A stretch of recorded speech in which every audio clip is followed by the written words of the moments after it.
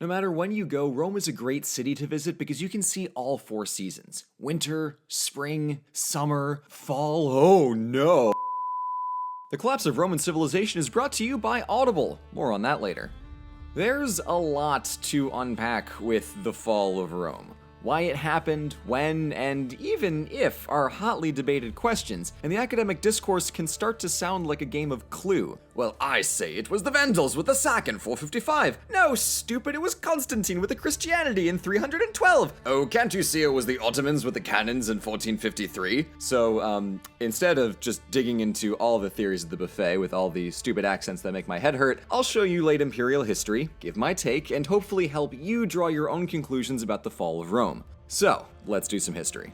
After the reign of philosopher King Marcus Aurelius at the tail end of the idyllic Pax Romana, his delusional and violent son Commodus found his death at the end of a blade, and the subsequent imperial succession became uncomfortably swift. One emperor was murdered by the Praetorian Guard, who auctioned off the position to someone else, who was then ousted by another emperor who had to go and fight off another would-be pretender to the throne, and it's a whole lot of that for 100 straight years. I actually counted, and of the 30 emperors, only 5 died of natural causes during what would come to be known as the crisis of the 3rd century. In the middle of all that assassinating, there were also civil wars going on between rival generals seeking land and power, a concept not unfamiliar to Romans. To pay for all of that military might, generals and emperors gave massive bonuses to their armies, which immediately caused runaway inflation that destroyed the Roman economy. It also really didn't help that Rome had to deal with the Goths and Frankish tribes moseying in from the north, the Sassanid Persians invading from the east, and also the empire casually split in 3. Britannia, Gaul, and Hispania broke away, and then Egypt and the Levant went rogue, sending the ghost of Augustus into a panic due to his literal worst nightmare coming true. It was a very bad time. Amid all the murdering, the sucker at the top of the proverbial Deadpool was always just Rome.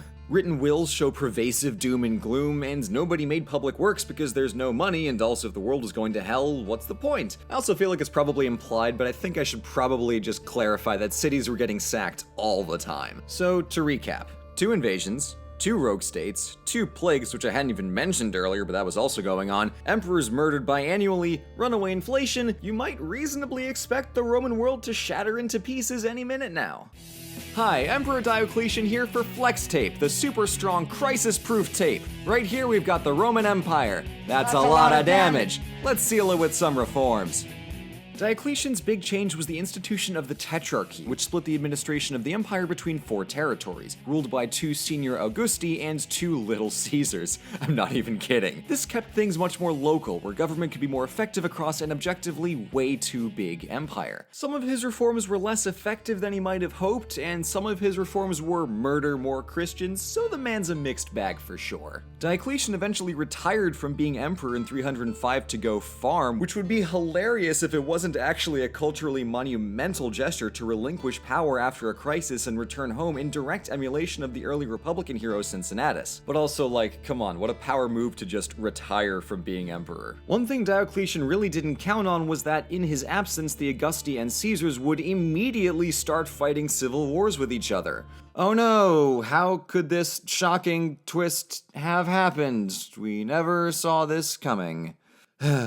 In an honestly refreshing return to form where Rome's biggest enemy is just itself, the Western Augustus by the name of Constantine got to conquering his rival tetrarchs. What happens next is exactly what you expect. In the fight for control of Italy and North Africa, he received a vision from an angel telling him to paint the symbol of Christ onto his army's shields. Now, it may sound crazy, but let's be real, if it's the fate of the empire, you're not in the business of saying no to angels. So he got a paintbrush and took what Bob Ross said about creating your world slightly too literally, winning the Battle of the Milvian Bridge in 312. It's unclear on whether or not Constantine fully converted to Christianity, but whatever the case, he was convinced enough that he legalized Christianity throughout the empire in 313 with the Edict of Milan, ending nearly 300 years of persecution. And he did this with the classic Roman trick of syncretism, connecting Jesus to a Roman solar deity in loads of commemorative iconography. No joke, there was a solid century where Jesus was rubbing shoulders with Jupiter and everybody was cool about it. But the eastern part of the empire was still controlled by people who made the crucial mistake of not being Constantine, so our boy got to fixing that by conquering the rest of the empire in 324 and founding an eastern capital named Nova Roma, soon to be Constantinople. Constantine was much more successful at economic reform than Diocletian, but he continued to rely on foreign mercenaries for much of Rome's external defense. And this will have unintended, but certainly not unexpected, though probably unavoidable consequences over the next century. Through the 300s, Rome held on. Administration was split between Rome and Constantinople. Sometimes there was one emperor, other times the job was shared. One guy tried and failed to re-outlaw Christianity. Big mess. But in the wake of Constantine, things were loosely good, if a little uneasy, so as long as nobody comes to rock the Oh, right. I don't want to dally on the false dichotomy between savage and civilized people. The simple fact is that the term barbarian was co-opted from Greek to describe all non-Romans, and as I said before, they were often allied with Rome to defend imperial territory, but the trouble started with the Huns to the northeast. When these aggressors started to push into new lands, they forced the current residents, Ostrogoths, Visigoths, lots of Goths, to move somewhere else, and the path of least resistance was usually into Roman territory. So the notion of barbarian invasions kind of obscures what was more likely a big, awkward, and bloody domino effect. This explains 1, why the push was so gradual, and 2, why these people became increasingly more incorporated into the military and political framework of Rome as vassal federati. So now that we have all these barbarians on the edges of the Roman world, I think it's time that we talk about, Sax, baby. Among other things, in the early 400s, huge populations of Ostrogoths, Franks, and Vandals hopped the wall in Gaul to accelerate Rome's fall, while the Eastern Empire had politely asked the Visigoths to go bother the West for land instead. In 410, those Visigoths made their request to Rome by means of rolling up to the city and promptly sacking it. This is what we historians call an oh shit moment. The damage to Rome was actually minimal, but the notion that the ancient capital was now in striking distance was frankly horrifying. I mean, foreign adversaries aren't supposed to be able to just march on Rome, only disgruntled Roman generals are allowed to do that. Come on, people. Traditions, they're important. In the following decades, Western territory slowly fell away as barbarian tribes converted Roman provinces into their own kingdoms. By far the scariest of these were the Huns, top of the barbarian food chain, who had arrived on Rome's doorstep in 452, hell-bent on conquering the whole empire. In comes Pope Leo III, who rode out to meet their leader Attila and persuade him with either 1, words, 2, the well-timed apparition of a couple archangels, or 3, the simple jingling of some gold coins to kindly not destroy our empire, thank you very much. Please. To literally everyone's surprise, Attila was convinced and withdrew from his campaign to get married and then instantly die. Man, timing. It may have seemed like Rome was saved, but it's never wise to count chickens before they hatch because someone might steal your eggs and huck them back at you. Enter the Vandals in 455, who gave Rome a proper sacking. Like, really bad. This is why the word vandalism exists. Bad. Many big-ticket monuments like the Colosseum and Pantheon were spared just because of their size and difficulty in destroying, but countless smaller buildings got looted and knackered. And also, like, lots of people got murdered. That too. It was bad. Vandals bad.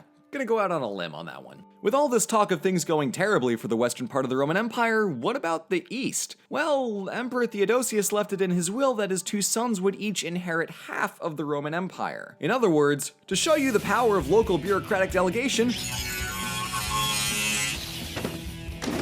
I sawed the Roman Empire in half. He also outlawed paganism and mandated Christianity as Rome's official religion, but that is a big can of worms that Constantine would have been very upset by, so let's stick to imperial geopolitics. You know, the easy stuff. Oh boy.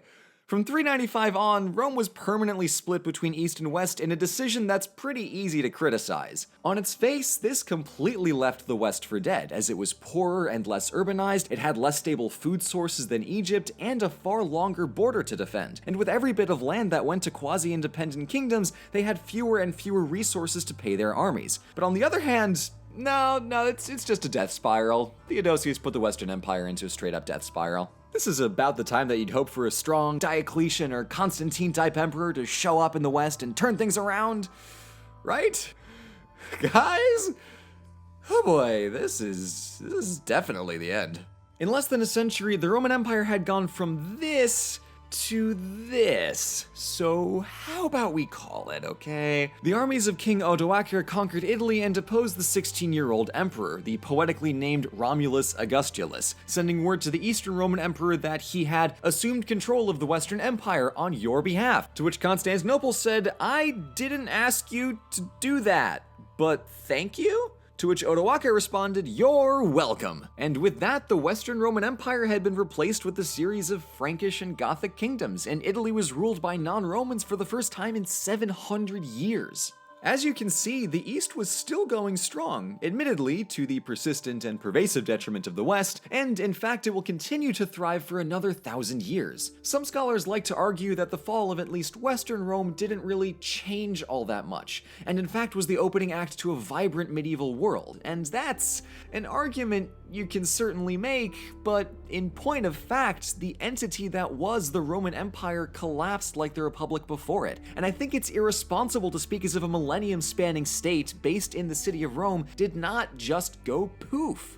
So we have at least a when and a few whys for the fall of Rome, but the way I see it, it's a testament to Rome's strength and flexibility that it survived this long at all. It should have been conquered by Hannibal during the Punic Wars in the 3rd century BC, it should have fractured in the 1st century BC with the carousel of military dictatorships, and it should have collapsed in the 3rd century AD with that insane 5-pronged crisis. And while on one level, any civilization founded on continuous conquest will run into extreme difficulty the second that expansion stops, we should recognize that much as the Republic had been proven insufficient, the unified empire was similarly no longer cutting it. So Rome did what it does best. It adapted. While the empire died, part of Rome very much lived on, and we'll cover the runaway success of the Byzantines in future videos.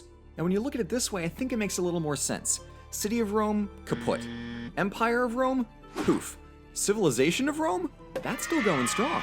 Still, all that said, there's a reason the question of why and how Rome fell fascinates and even haunts us. It's this megalithic, world-conquering, seemingly immortal civilization totally thrashed by a confluence of factors, and any society can see a little bit of themselves in the fall of Rome. But also, we here at OSP recognize that on a deep, emotional level, it's just kind of funny to watch stuff break, so we made a t-shirt, link below. See ya! But we can't let the Goths have all the fun, so if you want to sack Rome during your morning commute or while making dinner, then you should listen to this book about Roman history with today's sponsor, Audible. With an astoundingly huge catalog of audiobooks to choose from, Audible is the world's leader in cutting out the middleman between an author's ideas and your brain. It's no secret that Red and I do a lot of research on this channel, and thanks to Audible, I was able to power through my book on the sacks of Rome while on my most recent flights to and from Greece. And of course, I've got to mention my absolute favorite feature, speed control. I know some of you listen to me on 1.5 speed, I know I can talk slow, so Audible lets you listen at your own perfect pace. Audible members who sign up get a credit for any audiobook completely free every month, as well as additional discounts in the store. I've got to recommend Rome: A History in 7 Sackings, because it takes you from the earliest Gallic sack in 390 BC to the Visigothic sacks I described earlier, all the way up to World War II. And Audible is offering all of you a 30-day trial and 1 free audiobook, along with 2 free Audible originals to get you started if you sign up with our link on audible.com/overlysarcastic or text overly sarcastic to 500-500. If you do, you'll be supporting the channel and getting a great audiobook in the process. Again, if this sounds like something you'd like, head to audible.com/overlysarcastic. Thank you all so much for watching. I'm glad that I was finally able to finish up my Rome series after about 1.5 years. But hey, now that that's all good and collapsed, we can move on to the Byzantines, so look forward to that later in the summer. And next video for me will be about the city of Hong Kong. Timely.